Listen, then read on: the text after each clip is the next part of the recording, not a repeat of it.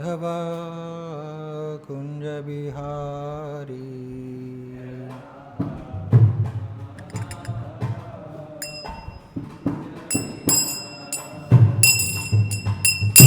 राधा माधवा कुंज बिहारी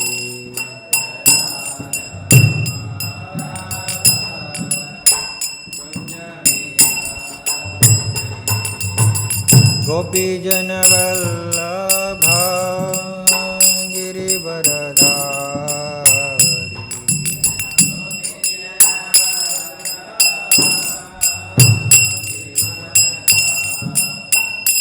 गोपी जन वल्लभा गिरिवरधारी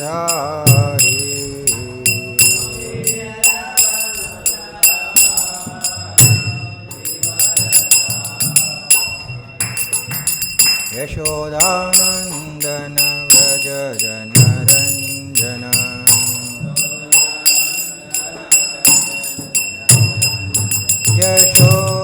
यशोदानंदन व्रज जनरंजन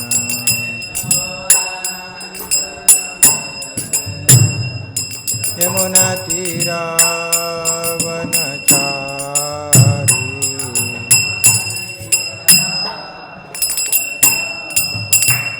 यमुना तीरावनचारी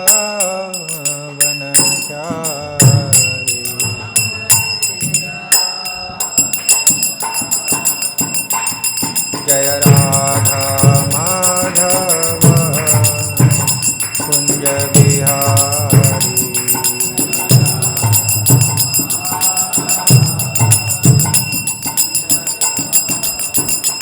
गोपी जन वल्लभा गिरिवरधारी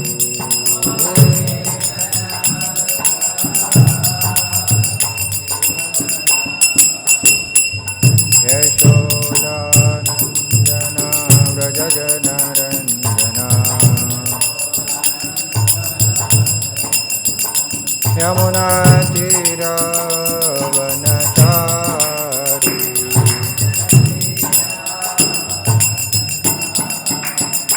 जय राधा माधव कुंज बिहारी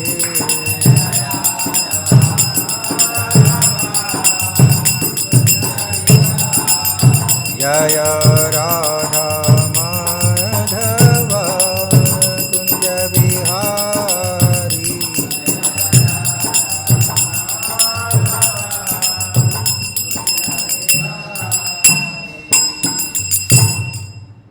जय ओम विष्णुपाद परमहंस परिव्रजकाचार्य अष्टोत्तर शत श्री श्रीमद अभय चरणारविंद भक्तिवेदांत स्वामी श्री प्रभुपाद की जय। ग्रंथ श्रीमद् भागवतम की जय।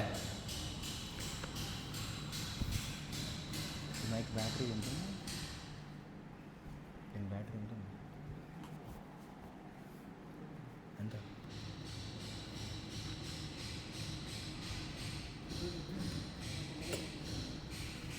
ओम नमो भगवते वासुदेवाय ओम नमो भगवते वासुदेवाय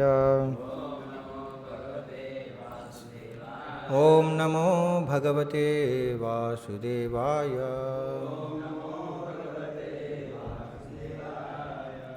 श्रीमद्भागवतम चतुर्थस्कंदम पंचमाध्यायम दक्षयज्ञ विध्वंसमु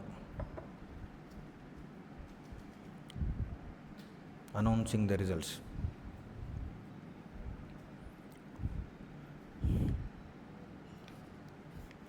శ్లోకం సంఖ్య 5 5 6 7 8 అప్పుడు 8వ శ్లోకం రాయాలి.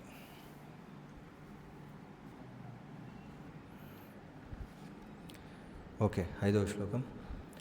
ఆజ్ఞప్తః ఏవం కుపితేన మన్యునా సహ దేవదేవం పరిచక్రమే విభుం మేనే తదా ఆత్మానం అసంగరం హస మహీయసాం తాత సహ సహిష్ణుం ఆజ్ఞప్త ఏవం కుపితేన మన్యునా ఆజ్ఞప్త ఏవం కుపితేన మన్యునా సదేవదేవం పరిచక్రమే విభుం సదేవదేవం పరిచక్రమే విభుం మేనే తదాత్మానమసంగరం హస మేనే తదాత్మానమసంగరం హస మహీయసాం తాత సహ సహిష్ణుం సహిష్ణుం మహీయసాం తాత సహ సహిష్ణుం ఆజ్ఞప్త ఏవం కుపితేన మన్యునా సదేవదేవం పరిచక్రమే విభుం మేనే తదాత్మానమసంగరం హస మహీయసాం తాత సహ సహిష్ణుం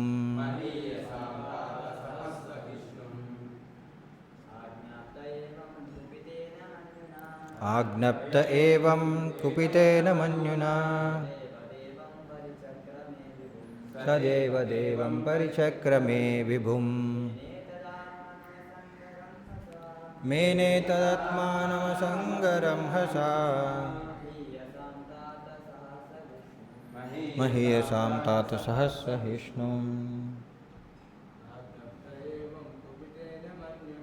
ఆజ్ఞప్త ఏవం కుపితేన మన్యునా సదేవదేవం పరిచక్రమే విభుం మేనే తదాత్మానమసంగరం హస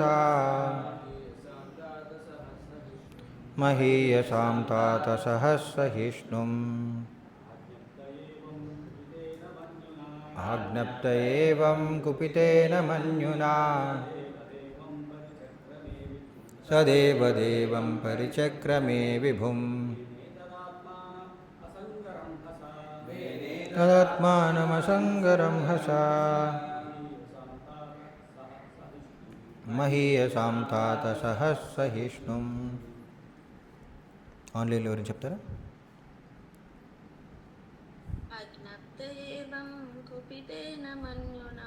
ఆజ్ఞప్త ఏవం కుపితేన మన్యునా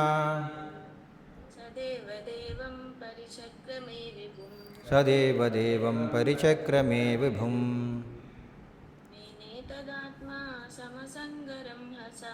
మేనే తదాత్మానమసంగరం హస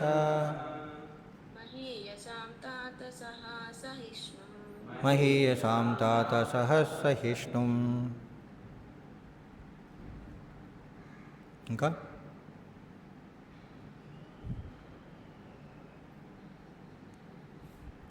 ఓకే. ఆజ్ఞప్తః ఆజ్ఞాపితుడై ఏవం ఆ విధముగా కుపితేన కోపము మన్యునా శివునిచే మూర్తీభవించిన క్రోధము సహ అతడు వీరభద్రుడు దేవదేవం దేవతలచే అర్చింపబడువాడు పరిచక్రమే ప్రదక్షిణము కావించి విభుం శివునికి మేనే భావించను తదా అప్పుడు ఆత్మానం తనను అసంగరం హస అప్రతిహతమగు శివబలముతో మహీయసాం పరమశక్తిమంతుని యొక్క తాత విదురా సహ శక్తి బలం సహిష్ణుం సహింపగలిగి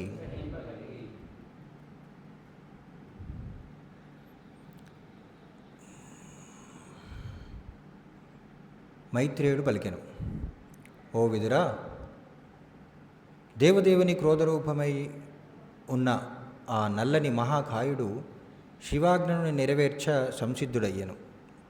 తననెదిరించినట్టి ఎటువంటి శక్తినైనను సహించగలనని భావించుచు అతడు శివునికి ప్రదక్షిణము గావించెను. ఇది 5వ శ్లోకం. తర్వాత 6వ శ్లోకం నుంచి చదువుతాను.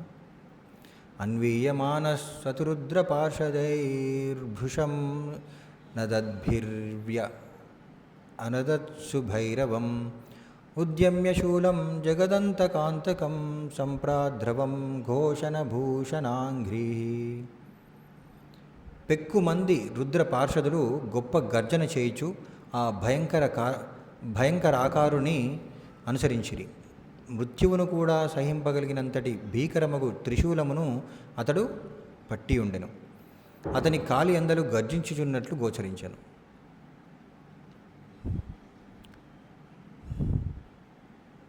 అథర్త్విజో యాజమానః సదస్యా కకుభ్యుదీచ్యాం ప్రసమీక్షరేణుం తమః కిమేతత్కుత ఏతద్రజో భూ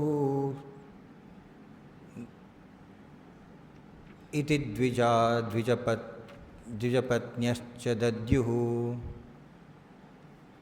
ఆ సమయమున ఋత్విక్కులు, ప్రధాన యజ్ఞ నిర్వాహకుడు, బ్రాహ్మణులు, ద్విజపత్నులు మొదలగు సదస్యులందరూ అంధకారమిచ్చటి నుండి వ్యాపించుచున్నదని ఆశ్చర్యపడిరి. పిదప అది గాలి దుమారమని తెలుసుకొని వారు వ్యాకులపడిరి.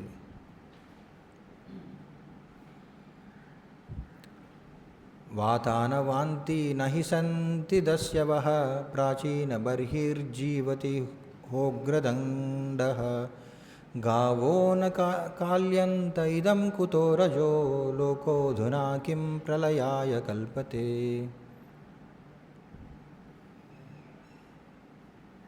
ఆ గాలి దుమారమునకు కారణమును ఊహించుచు వారు ఇట్లు పలికిరి. గాలి వీచుటలేదు, గోవులు నడుచుటలేదు. దోపిడిగాండ్రచే ఇది రేగుటయు అసాధ్యమే. ఎందుకనగా వారిని దండించుటకు ప్రాచీన బర్హి మహారాజు ఉండనే ఉన్నాడు. అయినచో ఈ దుమారము ఎచ్చటి నుండి కలుగుచున్నది? లోక ప్రళయము ఇప్పుడు కలగనున్నదా ఏమి? భాష్యం. ప్రాచీన బర్హి జీవతి అను పదము ఈ శ్లోకమునందు విశేష ప్రాధాన్యము కలిగి ఉన్నది. ఆ భూభాగపు రాజు నామము బర్హి. అతడు ముదుసలియే అయినను ఇంకను జీవించి ఉన్నాడు. అతడు గొప్ప శక్తిశాలి అయిన పాలకుడు కనుక దొంగలు, దోపిడిగాండ్రు దండెట్టుటకు అవకాశమే లేదు. శక్తిమంతుడకు పాలకుడు లేనట్టి రాజ్యముననే లేదా దేశముననే దొంగలు, దోపిడిగాండ్రు, దుర్మార్గులు, అవాంఛిత జనులు ఉండగలరని ఇచ్చట పరోక్షముగా తెలుపబడినది.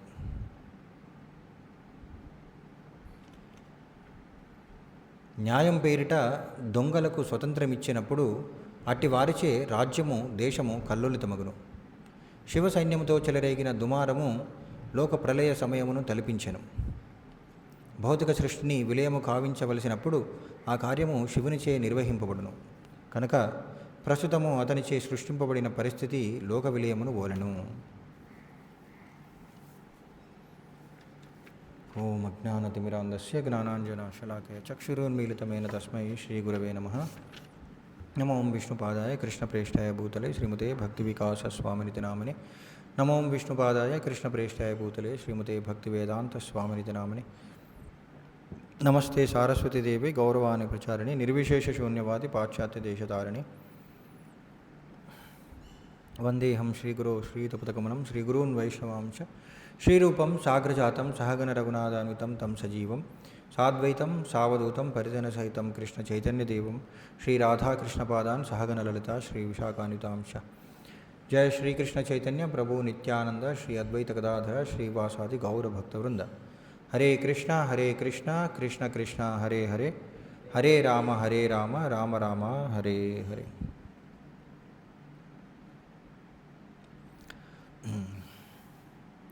సో రిజల్ట్స్ అనౌన్స్ చేస్తున్నారు. ఏంటి రిజల్ట్స్? భగవద్గీత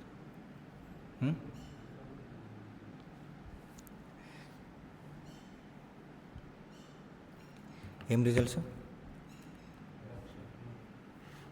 దక్షయజ్ఞం ఫలితాలు వెలువడుతున్నాయి. ఏంటి ఫలితం?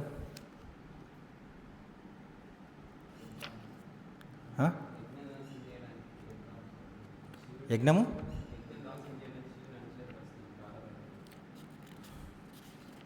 యజ్ఞం చేయడం ద్వారా ఫలితం ఏముండాలి?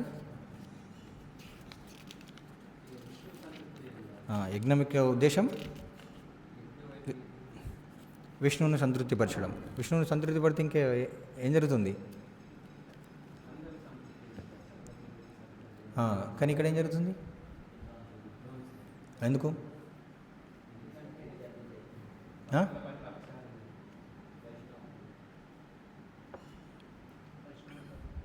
ఎందుకు? ఇక్కడ మనకు భగవద్గీతలో 17వ అధ్యాయంలో కృష్ణుడు చెప్తున్నాడు కదా, శ్రద్ధాత్రయ విభాగములు అనే అధ్యాయంలో మనకు 12వ శ్లోకంలో చూసినట్లయితే, అభిసంధాయతు ఫలం దంభార్థమపి చైవయత్ ఇజ్యతే భరతశ్రేష్ఠ తం యజ్ఞం విద్ధి రాజసం. అంటే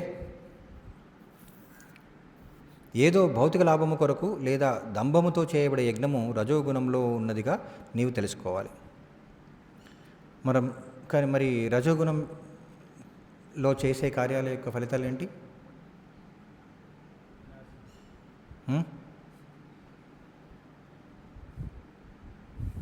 ఫలితం ఎలా ఉంటుంది రజోగుణంలో చేసే కార్యాల యొక్క ఫలితాలు?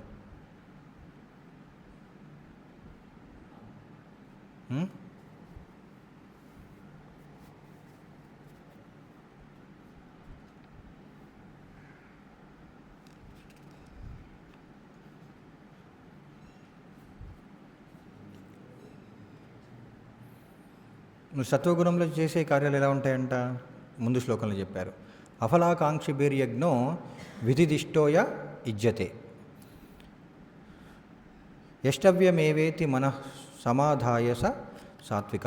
అంటే శాస్త్ర నిర్దేశాలను అనుసరించి విధిగా భావించబడుతూ ఫలమును కోరని వారిచే చేయబడే యజ్ఞాలలో సత్వగుణానికి చెందినట్టిది. మరి దక్షుడు చేసిన యజ్ఞం సత్వగుణంలో ఉన్నదా?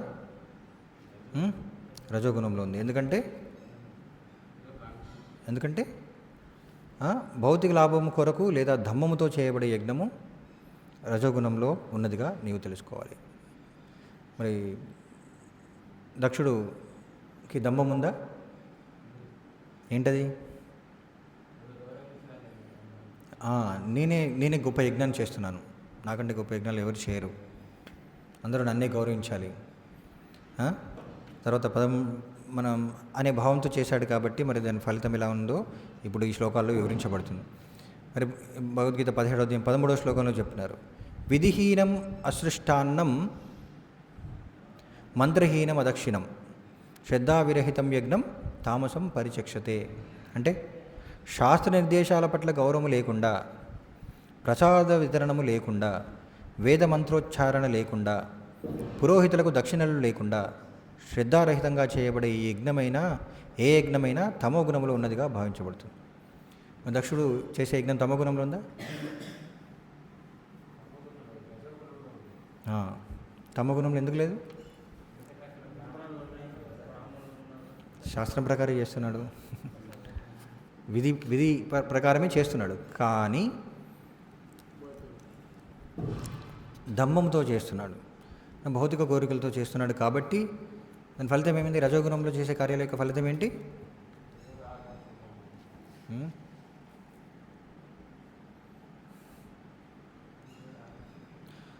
రజోగుణంలో చేసే కార్యాలు ఎలా ఉంటాయి? మొదట్లో అమృతం, చివరిలో విషం, దుఃఖాన్ని కలిగజేస్తాయి. మొదట్లో ఆనందం కలుగుతుంది, చివరిలో దుఃఖం కలుగుతుంది అనమాట. మొదట్లో దక్షుడు ఏమనుకున్నాడు? శివుడు వెళ్ళిపోగానే బాగానే జరిగింది అని చెప్పేసి అనుకున్నాడు. ఆయన ఆనందించాడు, ఎవరు ఆపలేదు కదా ఆయనను, నేను చేసింది కరెక్ట్ అనుకున్నాడు అనమాట, హ్యాపీ.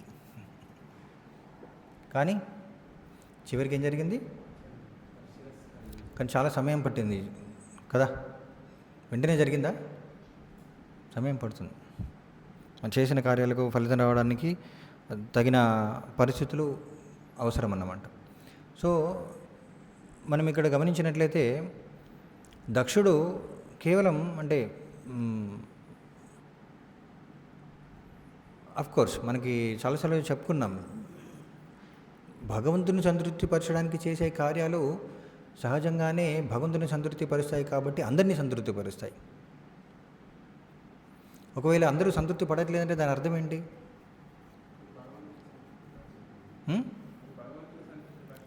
భగవంతుని సంతృప్తిపరచడంలో ఎక్కడో లోపం ఉందన్నమాట. అవునా? అంతేనా? ఖచ్చితమా?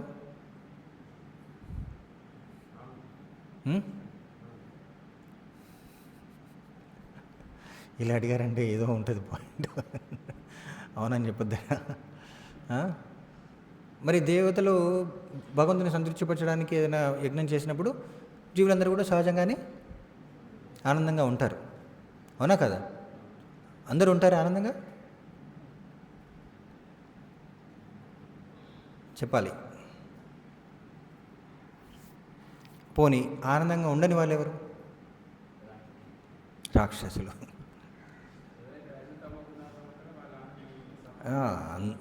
అందరూ సాధారణమైన ప్రజలందరూ కూడా ఆనందంగానే ఉంటారు. కానీ రాక్షస గుణంలో ఉన్నవాళ్ళు, భగవంతుని పట్ల ద్వేషంతో ఈర్ష్యతో ఉన్నవాళ్ళు వాళ్ళు ఆనందంగా ఉండరు. కానీ మనం సరిగా గుర్తించాలి, మరి వాళ్ళు సామాన్య ప్రజలా లేకపోతే నిజంగానే భగవంతుని ద్వేషించే వాళ్ళని తెలుసుకోవాలి కదా. కొన్నిసార్లు ఏం చేస్తానంటే మనం చేసే నేను మంచి కార్యమే చేస్తున్నాను, అందరి మంచి కోసమే చేస్తున్నాను, అందులో కొందరు దానికి వ్యతిరేకిస్తున్నారు అంటే వాళ్ళు రాక్షసులు అని చెప్పేస్తాం. కానీ నువ్వు నిజంగానే రాక్షసులా లేకపోతే మనం వాళ్ళు రాక్షసులు అనుకుంటున్నామా తెలుసుకోవాలన్నమాట కదా. సాధారణంగా ఫస్ట్ ఏమనిపిస్తుంది, అందరూ ఆనందంగానే ఉన్నారు కాబట్టి నేను చేసేది మంచిది అనిపిస్తుంది. కానీ రాక్షసులు ఎలాగూ ఆనందంగా ఉండరు కాబట్టి కొందరు ఆనందించకపోతే వాడి కర్మ, వాడు మంచివాడు కాదు, వాడు రాక్షసుడు అని అనుకుంటాం. కానీ సరిగా ఆలోచించాలన్నమాట. నిజంగానే ఎవరైతే ఆనందంగా లేరో మనం చేసే కార్యాల వలన వాళ్ళు నిజంగానే రాక్షస గుణంలో లేకపోతే భగవంతుని పట్ల ద్వేషంతో ఉన్నారా, లేకపోతే సామాన్య జనులేనా? నిజంగానే మనం చేసే కార్యంలో ఏమైనా లోపాలు ఉన్నాయా ఆలోచించాలన్నమాట. కానీ రజోగుణం తమోగుణంలో చేసే కార్యాలు ఎప్పుడు కూడా మంచి ఫలితాలను ఇవ్వవు, భగవంతుని కూడా సంతృప్తిపరచవు. కానీ ఎవరైనా సరే కోర్స్ మనం చాలాసార్లు చెప్పుకున్నాం, భగవంతుని సంతృప్తిపరచడానికి మనం చేయొచ్చు, ఏదైనా కార్యం చేయొచ్చు. అలా చేస్తూ మిగతా వారి గురించి, మిగతా జీవుల గురించి పట్టించుకోకపోతే అది భగవంతుని సంతృప్తిపరిచే కార్యం అవుతుందా? అవ్వదు.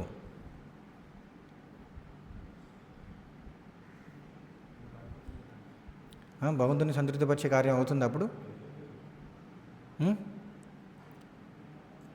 అందరి జీవుల్ని సంతృప్తిపరచకపోతే భగవంతుని కూడా సంతృప్తిపరచదు. సో అందుకనే యజ్ఞంలో, అందుకని ఇక్కడ ఏం చెప్పారు, నువ్వు సత్వగుణం చేశాను అందరికీ ప్రసాదాన్ని కూడా ఇవ్వాలని చెప్పారు కదా మనకు భగవద్గీత శ్లోకంలో. సో అలా అందరినీ సంతృప్తిపరచాలి. అయితే ఇక్కడ మనం ఆలోచించాల్సిందంటే మన కార్యం అందరినీ, ఇప్పుడు చాలాసార్లు మనం ఏమనుకుంటాం, ఎప్పుడైతే చాలా మనకి కృష్ణ చైతన్యంలోకి వచ్చిన తర్వాత చాలామంది మనం భగవంతుని యొక్క అంశలం, భగవంతుని యొక్క సేవకులం, మనం భగవంతునికి సేవ చేస్తే ఆనందంగా ఉంటాం, అందరూ ఆనందంగా ఉంటారని తెలుసుకుంటారు. వాళ్ళు భగవంతునికి సేవ చేయడానికి ప్రయత్నిస్తారు, మంచి భావంతోనే భగవంతునికి సేవ చేస్తారు, మంచి భావంతోనే చాలా కష్టపడతారు కూడా భగవంతునికి సేవ చేయడానికి. కానీ ఆ సేవ చేసే సమయంలో తనకంటే ఎవరైనా మంచి సేవ చేశారనుకో, తను ఏదో సేవ చేస్తున్నాడు, తనకంటే ఎవరైనా అదే సేవ మంచిగా చేశారంటే సాధారణంగా హర్షించాలి, ఆనందపడాలి. కానీ సాధారణంగా ఏమవుతుంది, అసూయ కలుగుతుంది అన్నమాట. యాక్చువల్లీ ఈర్ష మొదలవుతుంది. అరే నాకంటే బాగా చేస్తున్నాడు, నా సేవను ఆపేస్తున్నారు, నేను సేవ చేయలేకుండా చేస్తున్నారని చెప్పేసి అనిపిస్తుంది అనమాట. కానీ వాళ్ళు మొదట్లో వాళ్ళు సేవ చేసినప్పుడు వాళ్ళకి అలా భావం ఉండదు, ఇతరుల పట్ల ద్వేషం ఏమి ఉండదు. అంతకుముందు ఎప్పుడూ సేవ చేయలేదు మనం, అసలు భగవంతుని గురించే తెలియదు, భగవంతుని గురించి తెలుసుకున్నాం. భగవంతుడి గురించి తెలుసుకున్న తర్వాత సేవ చేయడానికి సిద్ధపడ్డాము. మంచి భావంతోనే కదా. చాలామంది విన్నా సరే, అంటే ఈ ఆధ్యాత్మిక తత్వం గురించి విన్నా సరే భగవంతుని సేవ చేయడానికి ముందుకు రారు, అవునా కదా. కానీ ముందుకు వచ్చారంటే గొప్ప విషయమే. కానీ సేవ చేసే సమయంలో మళ్ళీ కొన్ని సందర్భాల్లో వాళ్ళలో ఉన్న చెడు గుణాలను కూడా బయటికి వస్తుంటాయి అన్నమాట. సో అప్పుడు దాని అర్థం ఏంటి అంటే పూర్తిగా వాళ్ళు చేసే సేవ, అంటే వాళ్ళు చేసే సేవ పూర్తిగా సత్వగుణంలో లేదన్నమాట.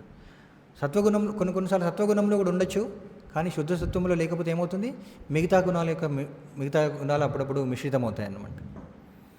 అప్పుడు అటువంటి ఫలితాలే వస్తాయి. భగవంతుడు ఎవరైతే సత్వగుణంలోనే సరే, చాలాసార్లు మనకి ఏంటంటే ఎవరైనా చేసే సేవ, ఎవరైనా భగవంతునికి చేసే సేవ, ఏవైనా కార్యాలు సత్వగుణంలో ఉన్నప్పుడు మనం గుర్తించగలం. శుద్ధ సత్వంలో ఉన్నాయా లేదా అనేది సాధారణ ప్రజలు గుర్తించలేరు. సాధారణమైన వాళ్ళు శుద్ధ సత్వంలో చేసే కార్యాలు గుర్తించలేరు.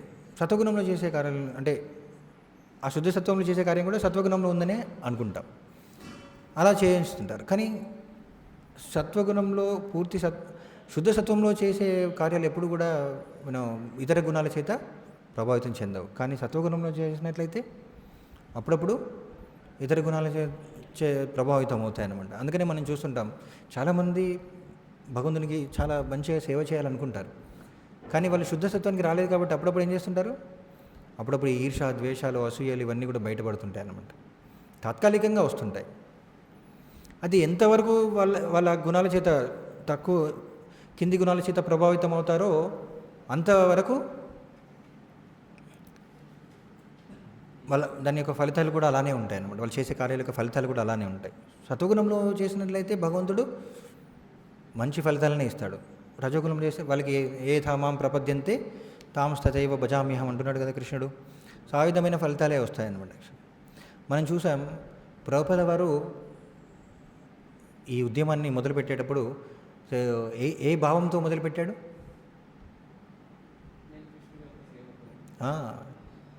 అసలు నేను ఒక పనిముట్టిని అని అనుకున్నాడు అనమాట. యాక్చువల్లీ నా గురువు చేస్తున్నారు, నా గురువు ఆదేశాల మేరకు వెళ్తున్నాను, వాళ్ళందరూ కోరుకున్నారు, ఈ కార్యం జరుగుతుంది అని చెప్పేసి ఆయన వాళ్ళకు సేవకుడిగా ప్రయత్నిస్తున్నాననే భావంతో చేశాడు. కాబట్టి ఈ ఉద్యమం ఈ స్థాయిలో ఉంది. కాబట్టి ఆయనను ప్రతి ఒక్కరు కూడా కీర్తిస్తున్నారు, అవునా కదా. ప్రభుపాద వారిని ద్వేషించే వాళ్ళు ఎవరైనా ఉన్నారా?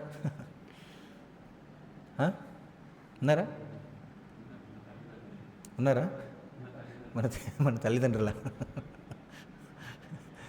వాళ్ళు ఏంటంటే అంటే మన పట్ల ప్రేమ వాళ్ళ ప్రభుపాద పైన ద్వేషం అవుతుంది తప్ప ప్రభుపాదని సపరేట్గా ఏం ద్వేషించరు వాళ్ళు. మన పైన ప్రేమ అనుకునేది ప్రభుపాద పట్ల ద్వేషం వస్తుందన్నమాట. యాక్చువల్లీ సపరేట్గా ప్రభుపాదని ద్వేషించడానికి ఏమి ఉండదు అక్కడ. ఆయన వాళ్ళకి ఏం నష్టం చేయలేదు. అయితే అలా చూడండి, ఎవరైనా సరే రాజకీయ నాయకులు రావచ్చు, ఎవరైనా పెద్ద పెద్దలు ఎవరు వచ్చినా సరే మందిరానికి వచ్చారంటే ప్రభుపాదకి ప్రణామం చేస్తారు, మాల అర్పిస్తారు. ప్రభుపాద అందరినీ గౌరవిస్తారు. ఎందుకంటే ఆయన ఎవరిని కూడా ఆయన ద్వేషించలేదు, ఎవరికి కూడా నష్టం కలగాలని అనుకోలేదు, అందరికీ మంచి చేయడానికే ప్రయత్నించాడు. సో అది శుద్ధ సత్వంలో చేసే కార్యక్రమం. ఆఫ్కోర్స్ బాహ్యంగా భౌతికమైన వ్యక్తులకు అది సత్వగుణంలో చేసే పనిలాగానే అనిపిస్తుంది, కార్యంలాగానే అనిపిస్తుంది. కానీ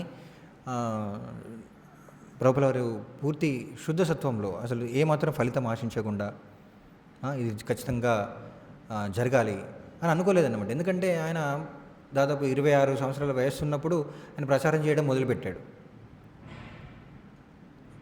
ఇస్కాన్ ఎప్పుడు స్థాపించారు? 70 సంవత్సరాల వయసులో మొదలుపెట్టారు కదా. అప్పుడే ఫలితాలు రావడం మొదలైంది. అంతసేపు సహనంతో ఉన్నారు కదా, అన్ని సంవత్సరాలు సహనంతో ఉన్నారు. 26 నుంచి 70 అంటే ఎన్ని సంవత్సరాలు? 44 సంవత్సరాలు. 44 సంవత్సరాలు సహనంతో ఉన్నాడు అన్నమాట. యాక్చువల్లీ అది సాధారణమైన ప్రజలకి అది సాధ్యం కాదు. ఎంత సత్వగుణంలో ఉన్నా కూడా చాలా కష్టం అన్నమాట. యాక్చువల్లీ, అవునా కదా. అంతకాలం ఎవరు సహిస్తారు చెప్పండి? ఎన్నో అంటే ప్రయత్నం చేస్తూనే ఉన్నాడు, ప్రయత్నం చేస్తూనే ఉన్నాడు భగవంతుని సంతృప్తిపరచాలి, అలా చేస్తున్నారనమాట. సరే భగవంతుని సంతృప్తిపరచాలని చెప్పేసి ఆయన ఏదో ఒక విధంగా దీన్ని చేస్తాను అని చెప్పేసి కూడా అనుకోలేదనమాట. తన ధర్మం ప్రకారమే చేద్దామనుకున్నాడు. విధిహీనం, ఇక్కడ చెప్పారు కదా, విధిహీనం. విధిని ఎప్పుడైనా తప్పాడు ఆయన? విధిహీనం అంటే విధిని తప్పినట్లయితే అది తమోగుణం అవుతుంది. కానీ విధిని ఎప్పుడు కూడా నేను తప్పలేదు. ఎలాగ చేయమన్నారు కదా, ఏదో ఒక విధంగా నేను ఈ ప్రాజెక్ట్ చేస్తాను, ఏదో ఒక విధంగా ఫండ్స్ రేజ్ చేస్తాను అంతే. అది ధర్మమైన పద్ధతి అధర్మమైన పద్ధతి సంబంధం లేదు, ప్రాజెక్ట్ జరగాలంతే. నేను నా గురువును సంతృప్తి పరచాలి అనుకుంటే ఎలాగైనా చేయొచ్చా లేదా? చేయొచ్చా? మనకు చేయరాదేమో, చేసేవాళ్ళు ఉన్నారు. అవునా కదా? అలా జరిగినట్టయితే మరి దాని ఫలితం ఎలా ఉంటుంది? దానికి తగినట్లుగానే ఉంటుందన్నమాట. వాళ్ళ భావాన్ని బట్టి ఫలితాలు వస్తుంటాయి. సో అంతిమంగా కృష్ణుడు కోరుకునే సేవ జరుగుతుంది, కానీ ఎవరు దాని ఫలితాన్ని అనుభవిస్తారు? ఎవరు ఎటువంటి ఫలితాన్ని, అంటే వాళ్ళ యొక్క భావాన్ని బట్టి వాళ్ళ ఫలితాలు అనుభవిస్తారనమాట. ఆ సేవ చేసిన వాళ్ళు ఎవరైనా కావచ్చు. కానీ అందుకనే ఎవరైతే సత్వగుణంలో, శుద్ధ సత్వంలో భగవంతుని సేవ చేయడానికి ప్రయత్నిస్తారో వాళ్ళను భగవంతుడు ఆ విధంగా ఒక పనిముట్లో వాడుకుంటాడు. లేకపోతే మనం రజోగుణం తమోగుణ ప్రభావంలో మనం భగవంతునికి సేవ చేయడంలో కూడా రజోగుణ తమోగుణం ప్రభావం ఉన్నట్లయితే ఫలితాలు కూడా అలానే ఉంటాయి. భగవంతుడు మన సేవను గ్రహిస్తాడు, అదే సమయంలో మనలో ఉన్న లోపాలని తొలగించడానికి కూడా ప్రయత్నిస్తాడు. ఇంద్రుడు కూడా భగవంతుని సేవకుడే, కానీ ఏ గుణం చేత ప్రభావితుడయ్యాడు? రజోగుణం చేత ప్రభావితుడయ్యాడు. కాబట్టి భగవంతుడు ఏం చేశాడు? పూర్తిగా ఆయనను నిరాకరించాడా? ఆయన యొక్క సేవ తిరస్కరించాడా? ఏం చేశాడు? సేవను తీసుకున్నాడు, కానీ ఆయనలో ఉన్న అహంకారాన్ని, లోపాలను తొలగించడానికి కూడా ప్రయత్నించాడు అన్నమాట. యాక్చువల్లీ భగవంతుడు అలా చేస్తాడు. సో అందుకనే ఆచార్యులు ఏం చేస్తారంటే, ఏ గుణంలో మనం మన ఏ గుణంలో ఉన్నా సరే భగవంతుని సేవ చేయడానికి ఎవరైనా సరే ఆసక్తి చూపించినట్లయితే అందరినీ వినియోగిస్తారు. వినియోగించినంత మాత్రాన వాళ్ళు సత్వగుణంలో ఉన్నారని కాదు, కానీ ఎవరైనా సరే భగవంతునికి సేవ చేయాలనుకోవడమే చాలా గొప్ప విషయం అన్నమాట. కానీ వాళ్ళు వీలైనంత త్వరగా సత్వగుణానికి రాకపోతే ఏమవుతుంది?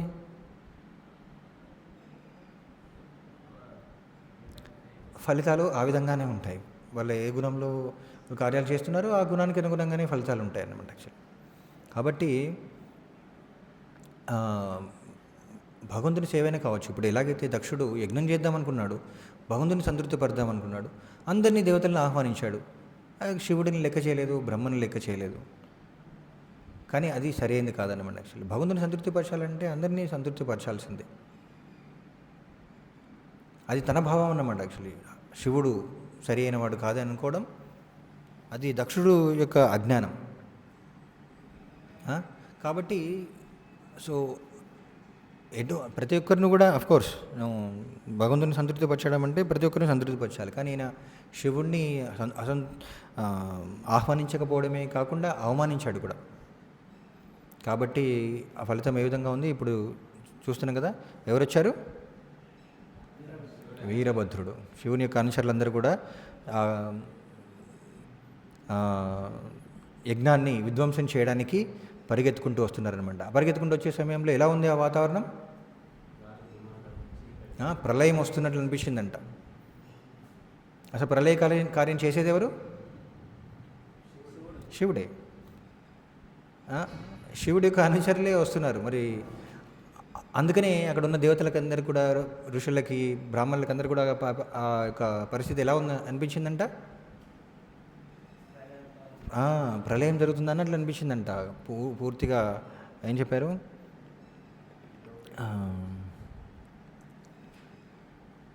గాలి దుమారం లేచిందంట. ఉం? ఆ గాలి దుమారం సరే ఏ ఆ, వాయువు వలన కలిగిందో, లేకపోతే ఆవులు నడవడం వల్ల కలిగిందో, లేకపోతే ఏదో దోపిడీ దొంగలు చేసిన అలజడి వలన కలిగిందో కాదు. ఎందుకంటే అవన్నీ జరగవు. మనకి చివరి 8వ శ్లోకంలో చెప్పారు కదా. ఎందుకంటే దోపిడీ దొంగలు రావడానికి కూడా అవకాశం లేదు. మరి ఆ సమయంలో ఆవులు సంచరించడానికి కూడా అవకాశం లేదు. గాలి కూడా వచ్చే అవకాశం లేదు. దోపిడీ దొంగలు ఎందుకు రారంట? ఆ?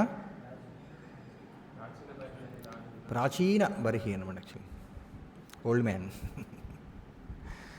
ఓల్డ్ మ్యాన్ బర్హి అనే నామం కలిగిన రాజు ఆయన పరిపాలిస్తున్నాడు. సో ఆయన చాలా ధర్మంగా పరిపాలిస్తున్నాడు కాబట్టి ఆయన పరిపాలనలో దొంగలు ఉండడానికి అవకాశం లేదు. దొంగలు దండించడానికి అవకాశం లేదు. ఆయన చక్కగా రక్షిస్తున్నాడు రాజ్యాన్ని, కాబట్టి అక్కడ అవకాశం లేదు. కాబట్టి మరి ఇంకేంటి, మరి ఇంకా ఏదో జరుగుతుంది అని చెప్పి వాళ్ళందరూ కూడా ఆశ్చర్యపడుతున్నారనమాట. యాక్చువల్లీ ఇప్పుడు ఏమైనా ప్రళయం వస్తుందా అని అనుకుంటున్నారంట. అంత భీకరంగా అంటే శివుడే పంపించాడు అన్నమాట. యాక్చువల్లీ ఎందుకంటే ఇంకా చూడండి, మరి శివుడి యొక్క అనుచరులందరూ ఎవరు? భూతాలు, ప్రేతాలు, పిశాచులు. వాళ్ళు చేసే కార్యాలు ఎలా ఉంటాయి? భయంకరంగా, విధ్వంసకరంగా ఉంటాయి అన్నమాట. యాక్చువల్లీ సాధారణంగానే వాళ్ళు సాధారణమైన కార్యాలు ఇస్తేనే విధ్వంసం జరుగుతుంది. అలాంటిది విధ్వంసాన్ని సృష్టించడానికి వస్తే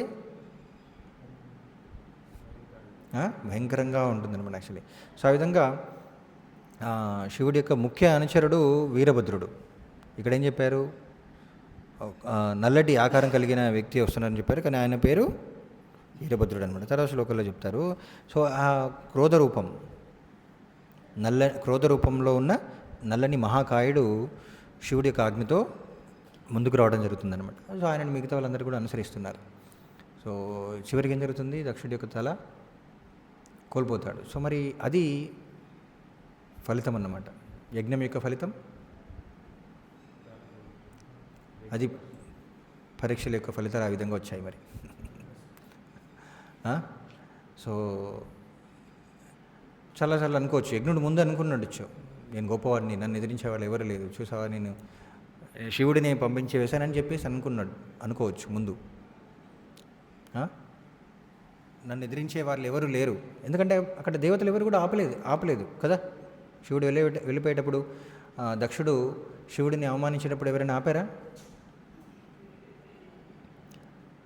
నన్ను ఎదిరించేవారు ఎవరు లేరు అనుకుంటున్నారు. అంతేకాకుండా నేను చేసేది ధర్మమైందే కాబట్టి ఎవరు కూడా నన్ను ఆపలేదు అని అనుకున్నాడు అనమాట. కానీ అది వాళ్ళందరూ కూడా ఆయన చేసే కార్యం ధర్మమైందని చెప్పేసి ఆపలేదా, లేకపోతే ఆయనకు భయపడి ఆపలేదా?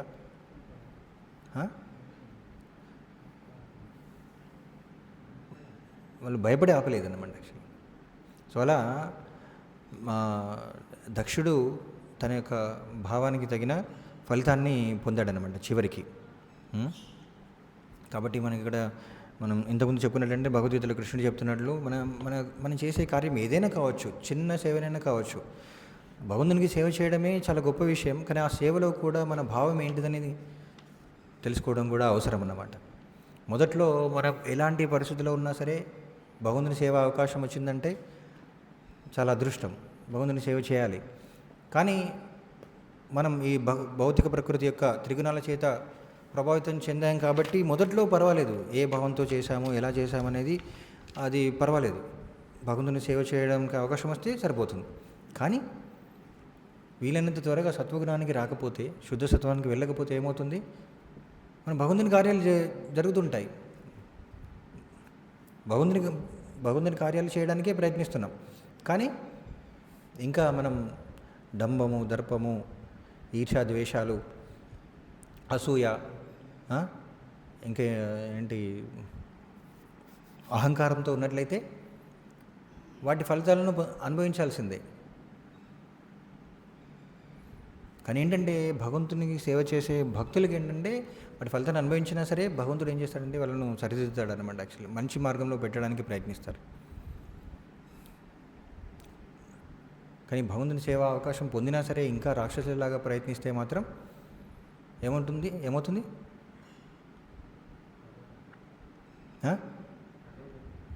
తల తెగుతుందన్నమాట. సో ఆ విధంగా మనకి కృష్ణుడు ఈ భగవద్గీత శ్లోకాల్లో చెప్పినట్లు మనం సత్వగుణంలో మన కార్యాలు నెరవేర్చడానికి అది చిన్న సేవనైనా కావచ్చు. మనం దక్షుడంత పెద్ద రాజు కాకపోవచ్చు, లేకపోతే పెద్ద భగవంతునికి పెద్ద కార్యం చేయడానికో, ఏదో ప్రచార కార్యం చేయడానికో, లేకపోతే మందిరాన్ని నిర్మించడమో, లేకపోతే ఇంకా ఏదైనా పెద్ద ప్రచార కార్యం, భగవంతుని సేవ ఏదైనా చేయడానికి చేయలేకపోవచ్చు. మనం చేసే సేవ చిన్నదైనా కావచ్చు, కానీ దాన్ని ఏ భావంతో చేస్తున్నా అనే దానిపైన మనం దాని యొక్క ప్రభావం, ఫలితాలు అనేటివి ఆధారపడి ఉంటాయి. కాబట్టి చాలా జాగ్రత్తగా ఉండాలన్నమాట. యాక్చువల్లీ మనం అర్థం చేసుకోవడానికి, నాలో ఏమైనా లోపాలు ఉన్నాయా, వాటిని ఎలా సరిదిద్దుకోవాలి, వాటిని సరిదిద్దుకోవడానికి నేను ఏం చేయాలి, ఎలా ప్రయత్నించాలి. కొన్నిసార్లు మనకు తెలియదు, అప్పుడు ఏం చేయాలి, మన యొక్క ఉన్నతాధికారులను అది అడిగి తెలుసుకోవాలన్నమాట. యాక్చువల్లీ మన పైన ఉన్న వాళ్ళను సీనియర్ డివోటీస్, ఉన్నత భక్తుల్ని అడిగి తెలుసుకోవాలన్నమాట. యాక్చువల్లీ ఏంటి నాలో ఏమైనా లోపాలు ఉన్నాయి, నేను ఎలా సరిదిద్దుకోవాలి అని.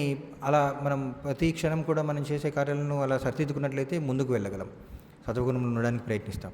దాని యొక్క ఫలితాలు భగవద్గీతలో కృష్ణుడు చెప్పిన విధంగా మొదట్లోనూ ఆనందంగా ఉంటాయి, చివరిలో కూడా అది ఆనందాన్ని ఇస్తాయి. సత్వగుణంలో చేసే కార్యక్రమాలు మొదట్లో ఆనందంగా ఉంటాయా? ఉండవు, కొంచెం కష్టం అనిపిస్తుంది. ఎందుకంటే మనం మన అథారిటీని అడిగి కార్యాలు చేసేటప్పుడు మొదట్లో మనకు నచ్చవు, మనకు నచ్చని పనులు కూడా చేయమంటారు, మనకిష్టం లేని సేవ కూడా చేయమంటారు. అప్పుడు ఏమనిపిస్తుంది, ఎందుకు ఇలా చెప్తున్నారు అని చెప్పేసి మనకు నచ్చదు. కానీ అది మనకు మంచిని కలిగజేస్తుందని వాళ్ళకి తెలిసినప్పుడు అది మనం వారిపైన, అంటే మనం గురువు పైన ఉన్న శ్రద్ధతో, భక్తితో మనం ఆ సేవ చేసినట్లయితే చివరిగా మనం ఆనందాన్ని పొందుతామన్నమాట. సో ఆ విధంగా వీలైనంత త్వరగా సత్వగుణానికి, శుద్ధసత్వానికి రావడానికి ప్రయత్నించాలి. చాలామంది భక్తులు ఏంటంటే ఈ ఆధ్యాత్మిక మార్గానికి వచ్చినా సరే భగవంతునికి సేవ చేయాలనే భావం వాళ్ళలో ఉంటుంది, లేదని ఏమాత్రం చెప్పలేం చాలామందికి. కానీ ఇంకా గుణాల ప్రభావం నుంచి బయటపడరు. మనం చదువుకున్నాం కదా, మూడో స్కందం 25వ అధ్యాయమా, గుణాల ప్రభావంలో భక్తియుక్త సేవ ఎలా ఉంటుంది, మూడో స్కందంలో చదువుకున్నాం. ఆ విధంగా ఫలితాలు అనేటివి భిన్నంగా ఉంటాయి. మనం చేసే భగవంతుని సేవనే కావచ్చు, దక్షుడు చేసినట్లు ఆయన భగవంతుని సంతృప్తి పరుస్తాననే ఉద్దేశంతోనే యజ్ఞం మొదలుపెట్టాడు. ఆయన అసలు ఊహించలేదన్నమాట కదా, అవునా కదా? ఊహించాడా దక్షుడు ఇలా జరుగుతుందని? భగవంతుని సంతృప్తి పరచడానికి ఎంత పెద్ద యజ్ఞం చేస్తే ఇలా జరుగుతుందని అనుకోలేదన్నమాట. సో కాబట్టి చాలా జాగ్రత్తగా ఉండాలి. హరే కృష్ణ. ఏమైనా సందేహాలు?